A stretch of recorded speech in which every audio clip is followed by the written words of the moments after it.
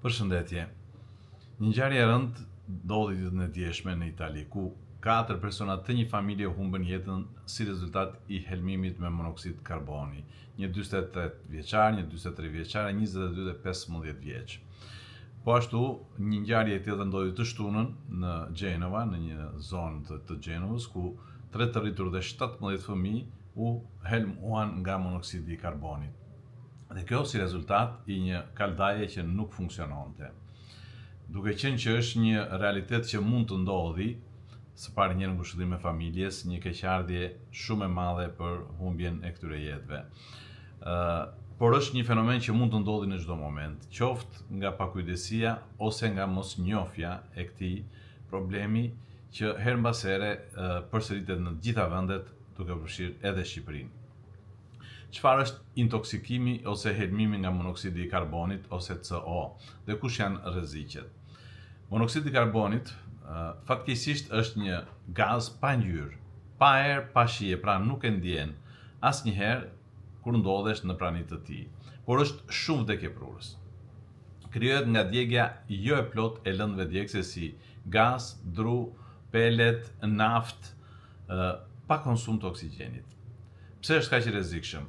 Monoksidi I karbonit ose CO lidhet me hemoglobin rreth 200 dhe në 250 herë më fort me hemoglobinën se sa oksigjeni.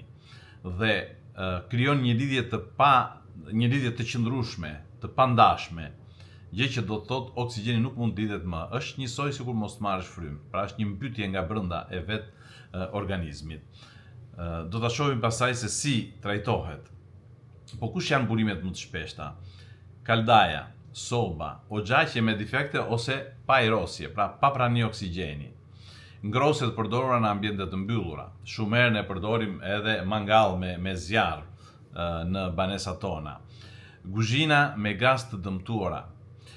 Gjenerator ose mjete me motor kur ndizen në hapësira të mbyllura. Edhe automjetet në garazh çlirojnë monoksid karboni, kështu që këto janë të gjitha burime të prodhimit të monoksidit karbonit që I zënë vendin oksigjenit, I cili është jetësor për organet tona.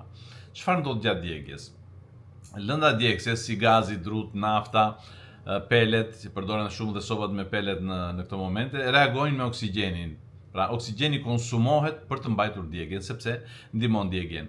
Ndërsa nëse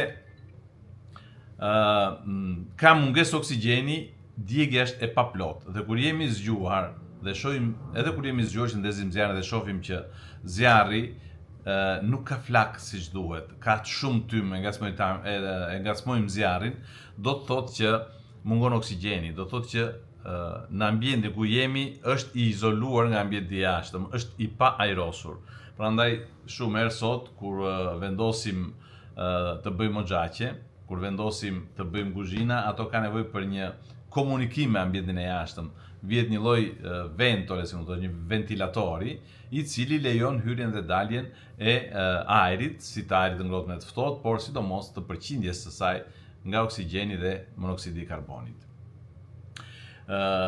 Djegja e plotë është e sigurt kur ka oksigjen.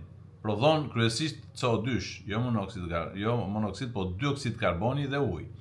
Dhe ndodh kjo zakonisht kur ka ajrosje të ambientit. Djegja e paplot, që është e rrezikshme, prodhon monoksid karboni dhe bloz. Ndodh kur ambienti është I mbyllur, pa ajrosje siç e tham, kaldaja ose soba është me defekt dhe oxhaku është I bllokuar. Pra nuk ka nga të dali monoksidi I karbonit. Duke thënë këto, kush janë shenjat dhe simptomat, kur duhet shqetësohemi?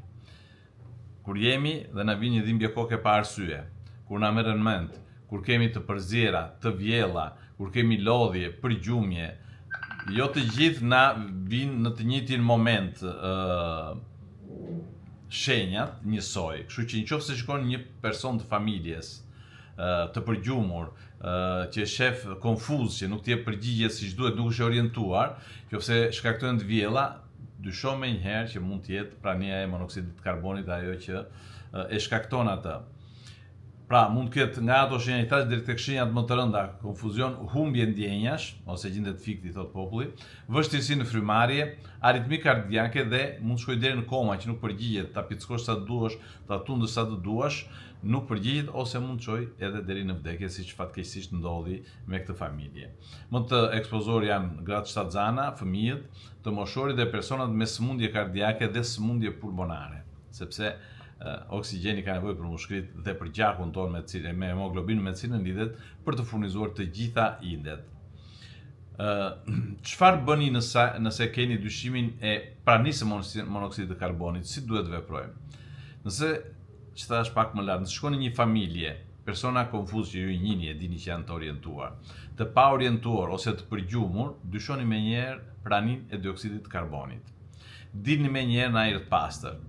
Hapni dritaren nëse mundeni me qëllim që të ulet përqindja e monoksidit të karbonit dhe të ketë prani oksigjeni në ambientin e shtëpisë. Telefono menjëherë 112 dhe zjarfiksit. Siguria është detyrë e zjarfiksit, nuk është e joja, nuk është e jona, nuk është e shëndetësisë, është e zjarfiksit. Mos u rikthe brenda në qoftë se nuk vjen zjarfiksi të identifikoj nëse ka ose jo prani të monoksidit të karbonit. Si bëhet trajtimi?